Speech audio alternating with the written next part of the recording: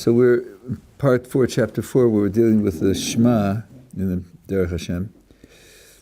And I mentioned something yesterday which I want to expand on today. The 3 paragraphs of the Shema, according to the traditional interpretation, address 3 subjects which are related but different. The first is accepting God's kingdom as being king. As we said, accepting means also creating the quality of being king, because Ein Melech B'lo Am, there's no king without a nation that is accepting. The second is accepting the commandments, which requires the first. You don't accept the commandment unless you accept the existence and the authority of the commander. And the third is the exodus from Egypt. And I pointed out yesterday, what everybody knows, that the way in which we verbally express the exodus from Egypt is by reciting a paragraph from the book of Numbers, the paragraph describing the mitzvah of making tzitzis, fringes on the corners of your garments. And we said that it would be quite normal for a person to ask, if you're trying to commemorate the Exodus, why don't you take a passage from the book of Exodus? And here, the whole paragraph is about tzitzis, except for the last sentence. That sentence mentions the Exodus from Egypt, but why would you do it that way? And I said that there are many descriptions of the aspect of this idea, but the one that I want to focus on is what the last sentence says. The last sentence says that I am Hashem, your God, took you out of the land of Egypt, out of the house of bondage, to be your God. This sentence doesn't describe the fact that it happened, not even the fact that Hakadosh Baruch Hu did it. It describes the purpose of doing it.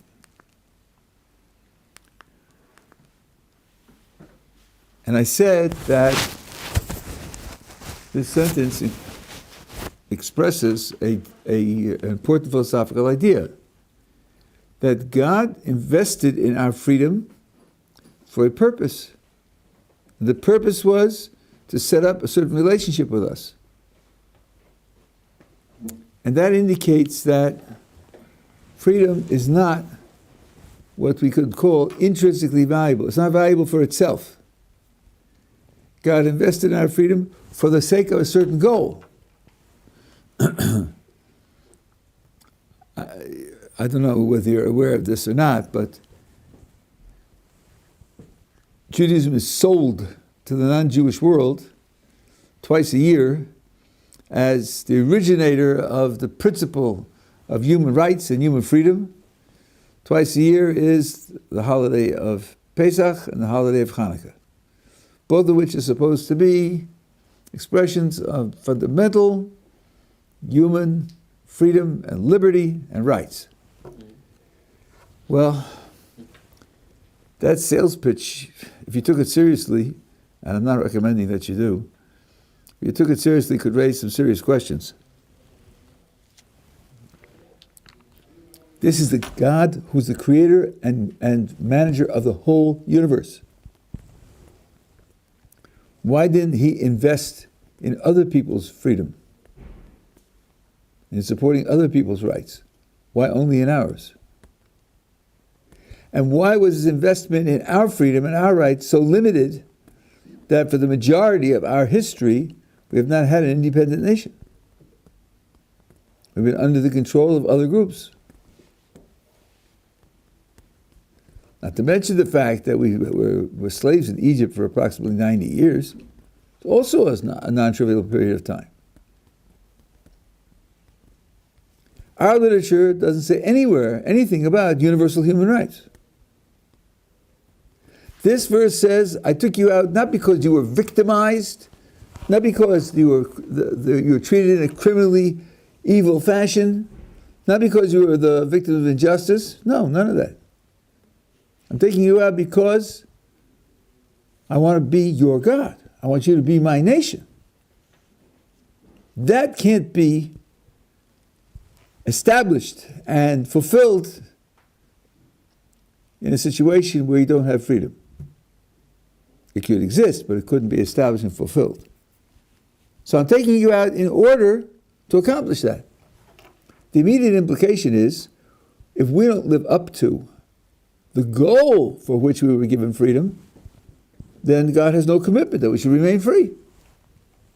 It's not because it's the birthright of every human being specifically to be free. Not at all. The Maccabees, who fought against the Assyrian Greeks and also against their own brethren who had become Hellenized, were not waging war to seek freedom of worship for idol worshippers or polytheists or the worshippers who offered their children to the gods. That wasn't their goal. Any more than Pesach was engineering our freedom so that we could have cheeseburgers and soccer on Yom Kippur, or we could have a democratically elected legislature with no limitations whatsoever on their power vis-a-vis the responsibilities to the creator of the universe. That's not the purpose of the freedom that we're talking about. The purpose of the freedom that we're talking about is to serve God as his chosen people, to carry out his will as to the best of our ability. It means that that freedom is a means to an end. Now, what I want to talk to you about today is this concept in philosophical terms, because when I stress it this way, many people are going to feel uncomfortable. Aren't human rights the foundation of modern Western political thinking? That this is the most fundamental moral principle, that people have certain rights by moral law. I'm not talking about legality. You use the existence of moral rights to judge legal systems. If a legal system infringes on a person's rights guaranteed by morality, then the system is a bad system. It's a tyrannical system. The fact that your country does or does not recognize and protect certain rights says nothing about this proposition. This proposition is that morality demands that you have these rights. Freedom is just a condition which enables you to exercise your rights. It comes together as a package: freedom, rights, liberty, all of it. I'm telling you that freedom doesn't have intrinsic value. That's going to sound very dangerous. It's going to sound very much out of step with the way the modern world looks at human beings generally and human society, and the way governments should be constructed and limited. So I want to think about this question in philosophical terms. When we talk about value, one distinction that's central is the distinction between intrinsic value and extrinsic value. Roughly, that means things are either valuable in and of themselves, it's valuable to have them, period, or things are valuable as a means to getting something else of value, but not in and of themselves, or both. There are three possibilities. So, for example, there are rectangular pieces of paper with generally a green color, which are prized all over the world. They are American $100 bills. People like them. People compete for them. Some people will even kill to get a bunch of American $100 bills. Why? They're not papering up holes in the plaster on the walls. No, with those pieces of paper, you can buy things that are valuable. Money, physical money, has extrinsic value. It's a means to get other things of value. Even someone who has a lot of money and is thereby respected or honored or feared because of the money he has gets a respect, honor, and fear. It's not the money itself that's the end of the story. So money typically has extrinsic value. Intrinsic value, I think there are two types that are important to mention. And by the way, when I say they have this kind of value, I'm talking about the psychology of people who value things. I'm not making a philosophical point now. Different people could value different things in different ways, and I'm not passing judgment on that right at the moment. Or you ask somebody why he does something, and he says, well, I did A to get B, and B to get C, and C to get D, and you ask him, well, why did you go after D? And he says, I just did. That's what I wanted. That's his intrinsic value. It's not for the sake of something else. And I think there are at least two different categories which should be recognized commonly, maybe many others as well, but there are two things that are reasonable and very often taken as intrinsically valuable. One of them is pleasure. Why are you working at that job? To earn money. Why are you earning money to buy a house? Why do you want to buy a house? To live in the house. Why do you want to live in the house? Because I know very well that I will enjoy living in the house. And why are you doing what you're going to enjoy? That's a dumb question. Bother somebody else. Leave me alone. Why am I doing what I'm going to enjoy?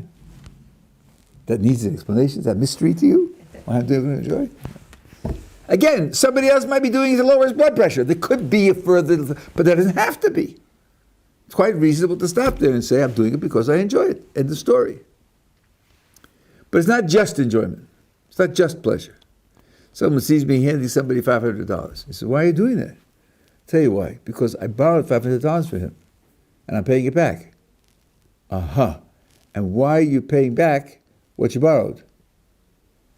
Why am I paying back what I borrowed? Because I borrowed it, see? And when I borrow money, I pay it back. That's what I do. Yeah, but why do you do that? Why do I do it? Because, I don't know, that's what I do. When I borrow money, it's like a promise that you're going to pay it back, and I keep my promises, so I pay it back.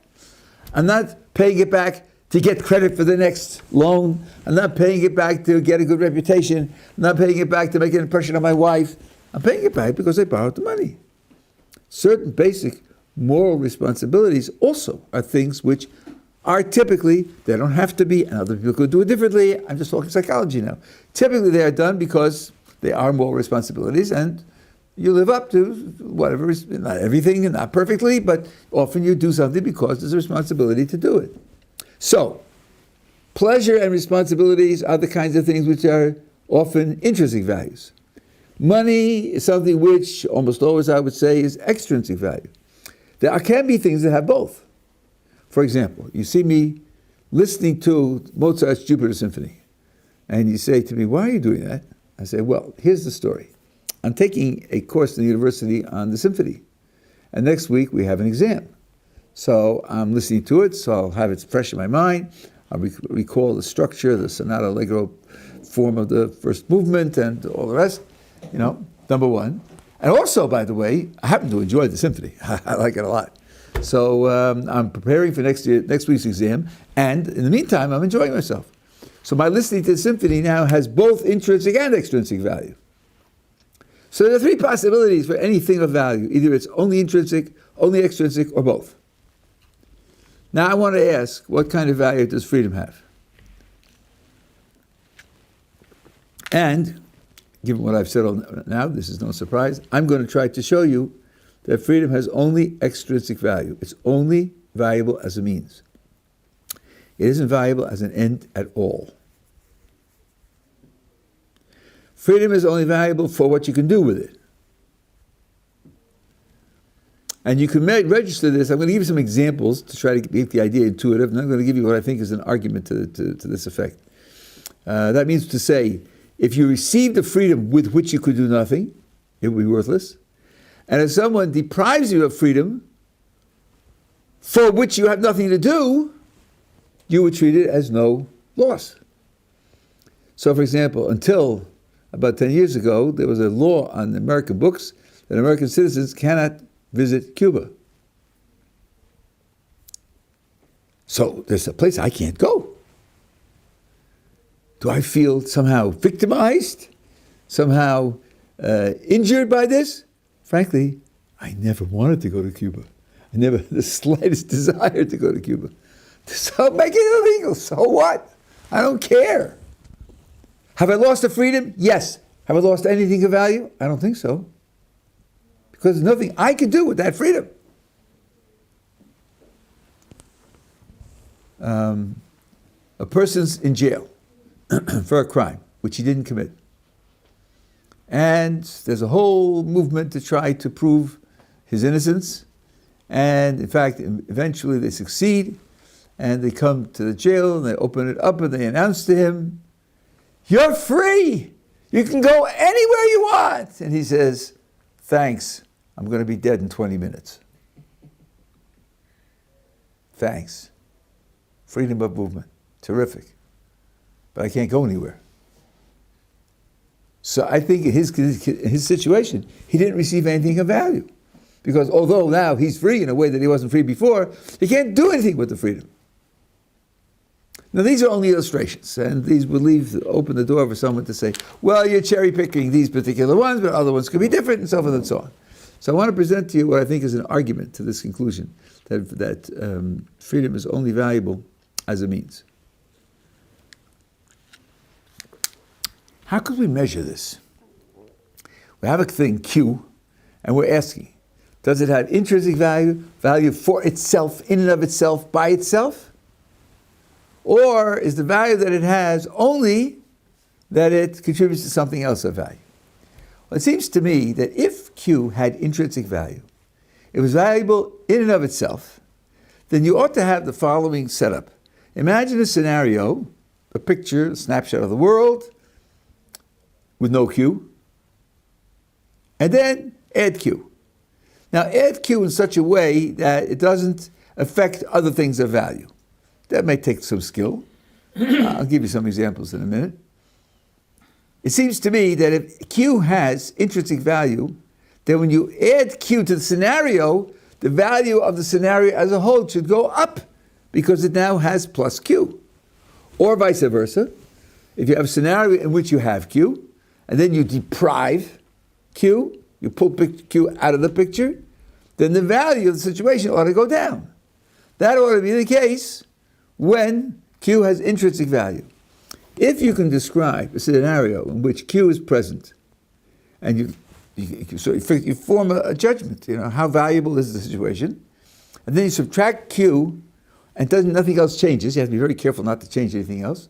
Subtract Q, and the value of the situation doesn't change, that's a good reason to think that Q doesn't have intrinsic value. And by the way, you only have to do this once. Because if it has intrinsic value, then every time you take it away, something ought to go down. So if it doesn't go down, then something... So here's my example. My example is George the Hobo.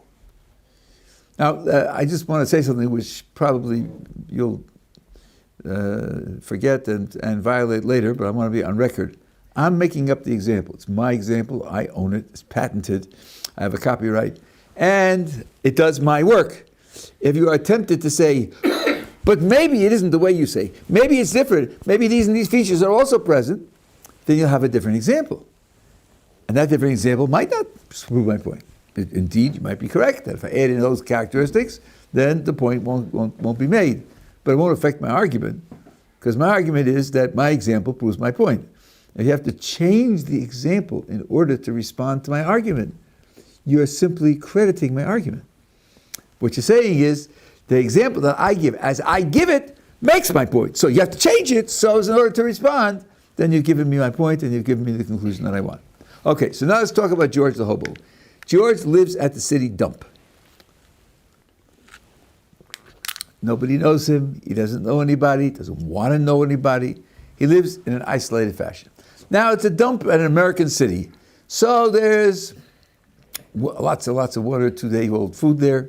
and there are discarded clothes because the style's changed, and there's all sorts of, technology which is just out of style, not broken, and he scrounges the dump for the things that he needs. If you ask him, George, how's your life? You have a good life? A happy life? He'll say, not particularly. Are you suffering, George? Are you worried? Are you nervous? Do you feel deprived? And he says, not particularly. My life is sort of blah. It's just it's blah. And then he stays at the dump and he, lives off the dump until he gets bored, at which point he jumps onto a passing freight train and rides to the next city's dump and lives at the dump. And that's how he spends his life. And as I said, nobody knows him, he doesn't know anybody, and he just lives from dump to dump. And he lives a blah life. Now, enter the kidnappers. The kidnappers have observed George, and they think that he is an eccentric billionaire. Or the brother of an eccentric billionaire. And their plan is to capture him and to hold him for ransom. So, they somehow manage to kidnap George and take him to their secret hideaway in the forest, where they have a cabin, and they put him in a locked room, and they start sending out SMSs, we have your cousin, we have your brother, send $500 million to this bank account, so on and so on, because they don't get any responses, right? And, okay, so now how does George live in the cabin? Well, they feed him. They want him dead. If he's dead, he's not worth any money. So they feed him 1 or 2 day-old food, what they have left over from their rations. And it gets cold because it's becoming wintertime. So they take their old coats and give them to George because they go to the nearest store and steal some new coats. So they have half worn out coats. And, he has to cut his nails, so they give him a nail cutter and so on and so on, Now, interview George in the cabin, locked up in the cabin. How you doing, George? Are you happy? Not particularly. Are you suffering, Not particularly. How's your life? Well, life is pretty blah, I'm eating 1 or 2 day old food, I'm wearing old clothes, but it's okay. Do you miss the dump, George? Do you miss the dump? Are you pining away for the dump? No. The dump is one thing, and the cabin's another thing. It's like all much of a muchness, as our South African friends say. It's all basically the same. Okay? Now, here's the argument. If you tell me that freedom has intrinsic value, then his situation has gone down. He's worse off now because he doesn't have that freedom. He's lost something of intrinsic value. Something's bad here, worse than it was before. I don't see it. I don't hear it. I don't hear any deterioration in his condition. So I think if you believe that freedom has intrinsic value, something has to be said about an example like this. I'll make the example vivid. There's a Free George campaign. They found out that he's there and so forth and so on. They're raising money to pay off the kidnappers. They've got all the money except for $2.50. Now I'm standing there and they're approaching me and say, listen, all it will take is $2.50 to free George. I hear you. I'll think about it. Meanwhile, a child comes riding in on a bicycle. He falls off the bicycle and he skins his knee and he's crying. And there's an ice cream stand. And there, I could buy him an ice cream cone. Once upon a time, in the example, the ice cream cone was 35 cents, but today it's $2.50. Okay, now, what am I going to do with my $2.50? Free George? Or buy the kid an ice cream cone so that he won't be in pain for skinning his knee? I think I should buy the ice cream cone. That's what I think. The kid's crying. The kid's unhappy. He's upset. He's in pain. And he'll feel better if I give him the ice cream cone. The $2.50 is well spent. I made somebody's life better. But when it comes to George, if I spend the money on his freedom, there's no way in which I'm making his life any better. Now, let me rehearse for you the kind of objection that I usually get from this argument, and show you that it fulfills the promise I made before, that the objection really supports my argument rather than. So they say, but look, in the cabin, he has no horizons. He's cut off from the rest of the world. At the dump, there's always the possibility that somebody else will come to the dump. There's a possibility that the freight train will break down while he's on it, and he'll have to get off at some place where there's not a dump, and he'll meet other people. Maybe he'll meet somebody who will discover a better way of life for him. In the cabin, his possibilities for development and growth and improvement of his life are cut off. And at the dump, those possibilities are open. That's why freedom is more valuable.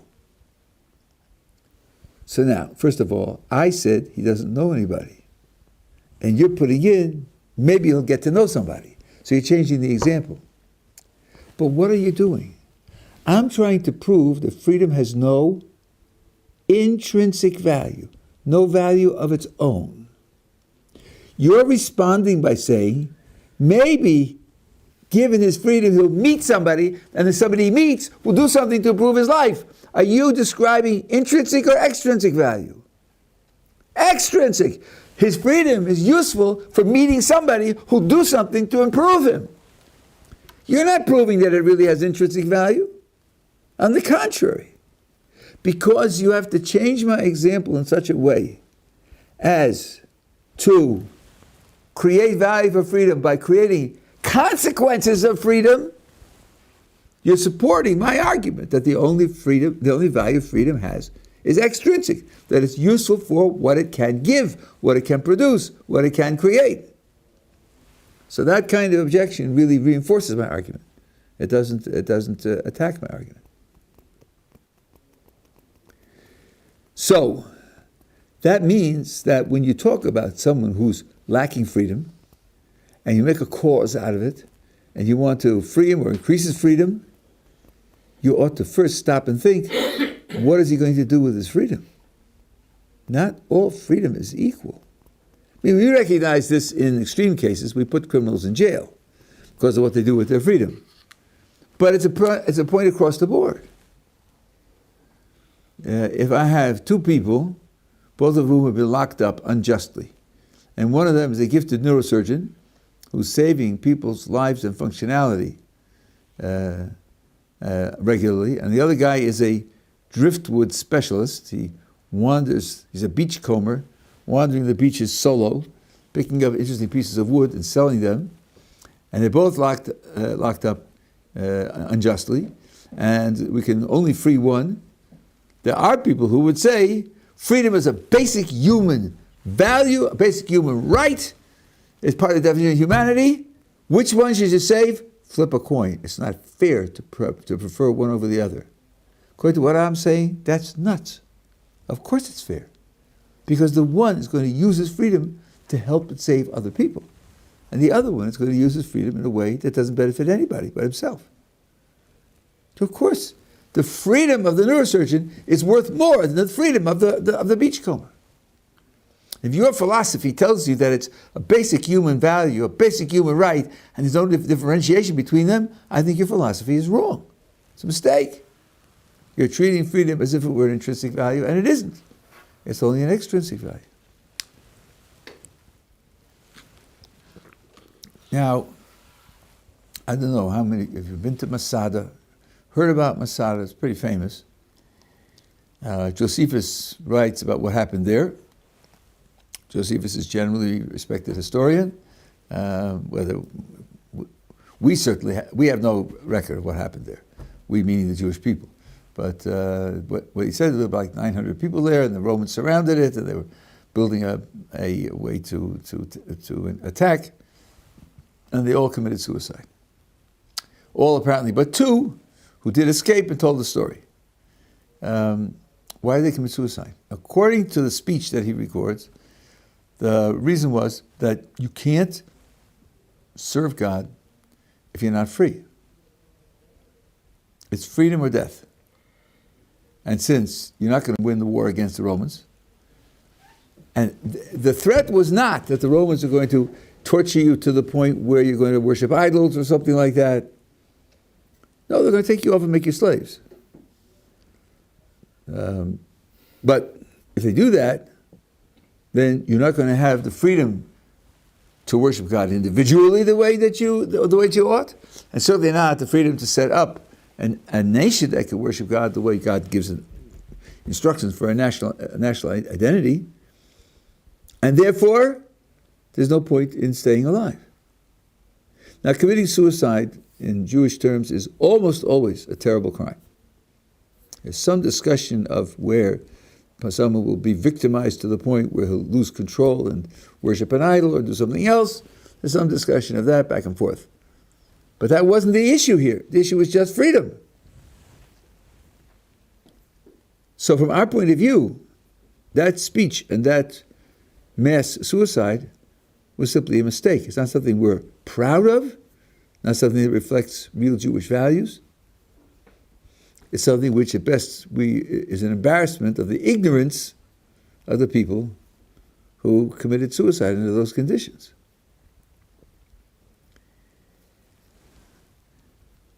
We had, hundreds of years before that, the Babylonian exile. The whole Jewish population was taken off to Babylon.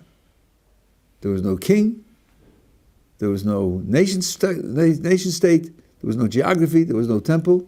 They didn't commit suicide. Why not? It's impossible to serve God in bondage. Why didn't they all commit suicide? Those people at Masada were either ignorant of what happened during the Babylonian exile, or they didn't take the appropriate lesson from it, which again renders their judgment and their action something which cannot be accepted, cannot be validated.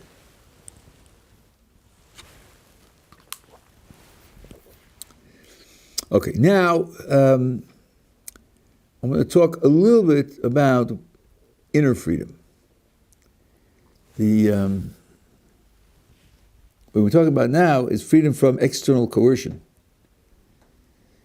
And that was the example of George locked up in the hut, or governments which practice coercion, or individuals that practice coercion, crime syndicates.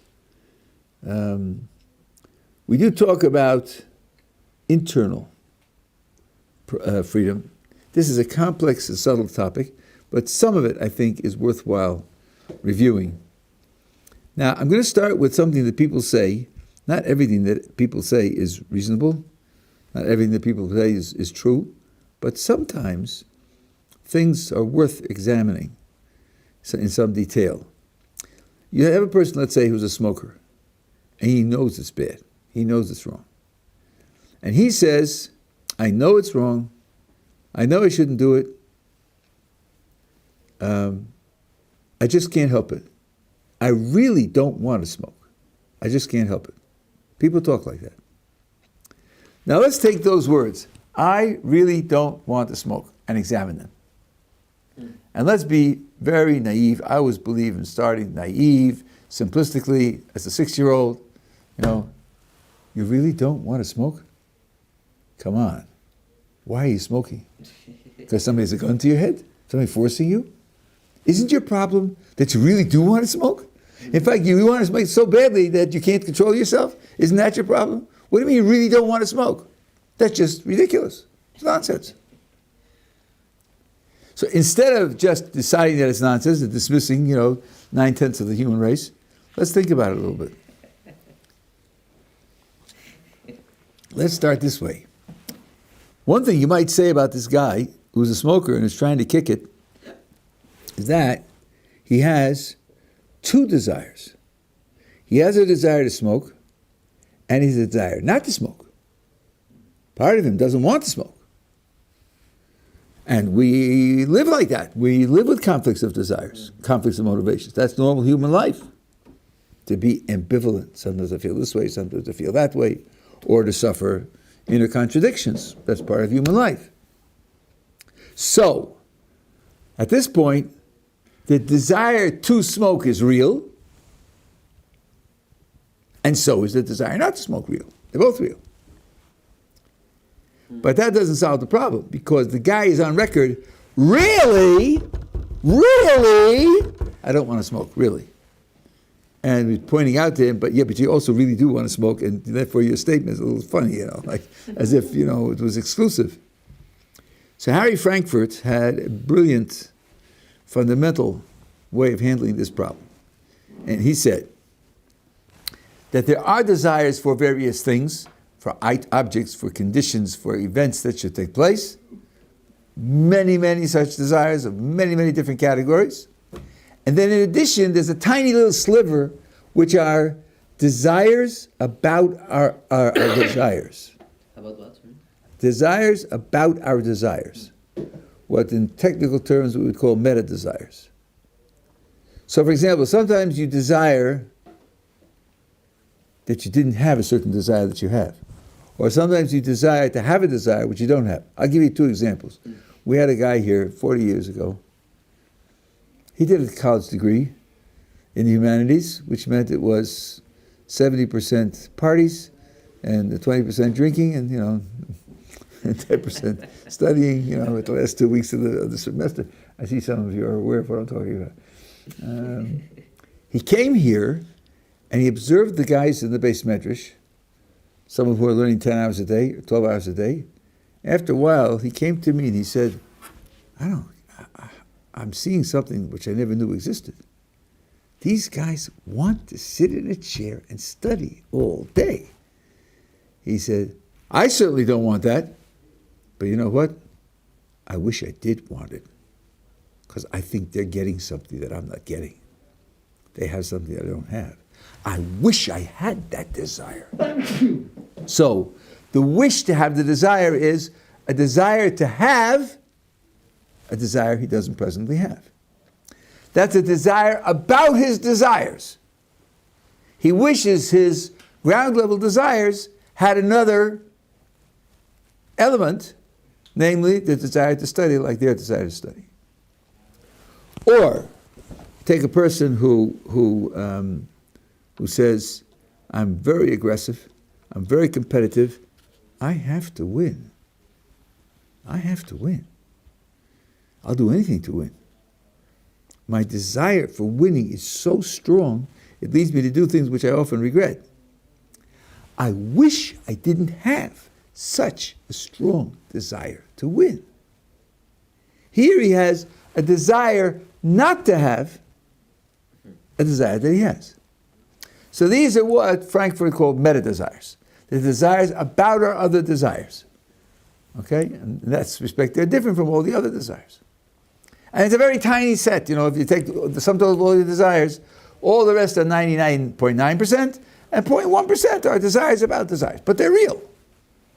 Okay, now, he says, let's go back to the smoker. Situation with the smoker usually is a little bit more complicated than we made out. What we had so far is he has a real desire to smoke, that's why he smokes. There's a real desire to stop smoking, and that's why he's in conflict with himself.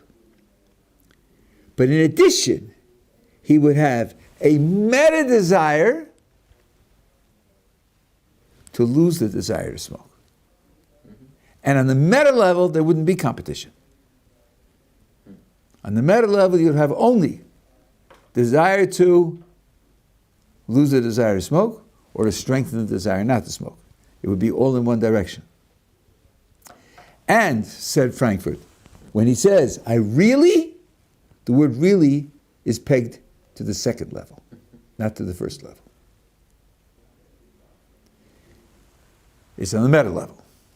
So now, what you have at this point is a kind of technical solution, Okay, all the oranges are over here, and all the oranges are on mush, but this is an apple. Ha! It's different. It's an apple, see? And when he says really, he means the apple. We haven't explained why the apple deserves the words really. It is different because it's on the meta level, that's true, but really is really an honorific term. It's somehow more important, more valid, more true, more fundamental, more significant. How do we get that? And here's what he says, and I think this is very profound. He says, where do desires on the meta level come from? A desire to change your motivational structure. A desire to either add or subtract desires from your motivational structure. What's that based on? Where does that come from? Usually it comes from an evaluation.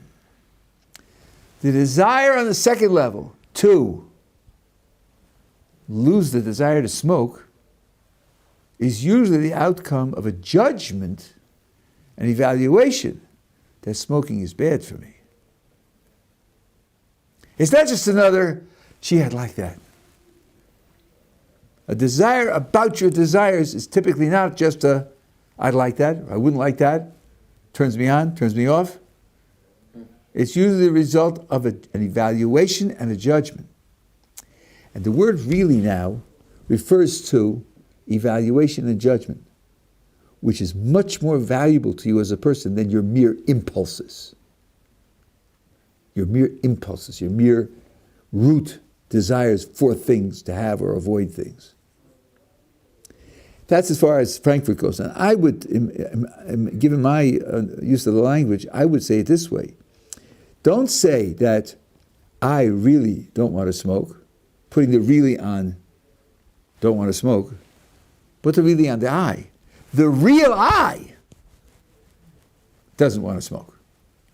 The first level of just a desire for smoking and just a revulsion against smoking, that's a low level where it isn't an expression of my identity. My values and my judgments, my sense of the overall reality, that expresses my identity. The real I doesn't want to smoke. That's what's going on the second level.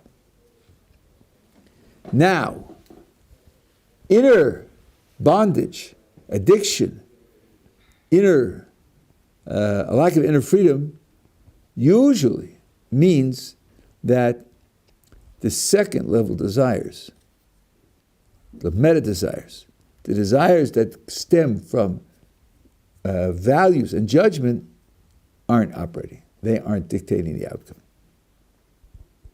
Because they're the ones where the identity feels imprisoned. The imprisonment is the fact that the identity can't express itself the way it wants to express itself. That's one of the ways to define the idea of inner freedom. You have a question? No, a question. More just it comes out. It seems that the real you is coming from more sickly, an understanding, rather than instinct, which is more the. I think that's right. The real you comes from the intellect, rather than instinct. Instinct's the wrong word because that's what you're born with, and then a lot of these desires are developed. Right? You weren't born with a desire for cigarettes. It comes through experience, and it can come through addiction, or it comes through social things. But it doesn't express that of you which you identify with. What comes out from this, I think, a very interesting picture. We take a look at your total psychology, everything about your psychology, which includes all of your motivations. Your identity is a subset. It's not the whole thing. Not the whole thing. And I'll just give you a rough example because I'm going to have to quit in a couple of minutes. For example, let's say a person who is a smoker and he despises it and he works on it and he actually overcomes it. Contrast that with a person who grows up competitive and has a competitive philosophy. Competition brings out the best in people and it's the most productive model for society, kind of raw capitalism. The devil take the hindmost, losers be damned. I can't be influenced, and it's good to be that way, and so forth and so on. He's in sync, everything's in sync, secondary, further, and then he comes across a new reality: cooperation, support, care, solidarity. He comes across a new reality. There's another way to be. That calls into question what he has been up until now. And he thinks, wait a minute. There are valuable things here also, and I'm losing them. I'm short-circuiting them with my competitiveness, my aggressiveness. And he comes to change his mind about what's really valuable. But he has to struggle with himself because he's built up certain responses, certain routines, certain strategies, and a philosophy. So he has to remake his philosophy and then remake his interaction with the world into a new philosophy. In the second case, I think he could say, I've become a different person. Whereas if he finally conquers his smoking addiction, I don't think he could, in the same sense, say, I've become a new person.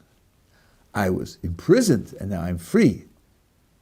But it's the same I, because the values are the same. The ultimate reality that I believe in is the same. It's just my actions were out of control. So this is a test of the fact that your identity is a subset of your psychology. I think that gives sense to what people say. I really don't want to smoke, but I can't help it. The real I, my real identity, is trapped, powerless, and can't help the fact that I'm smoking. I think that's right. I think that's true, and it's deep and it's profound. It's not just irresponsible talk that we should discard.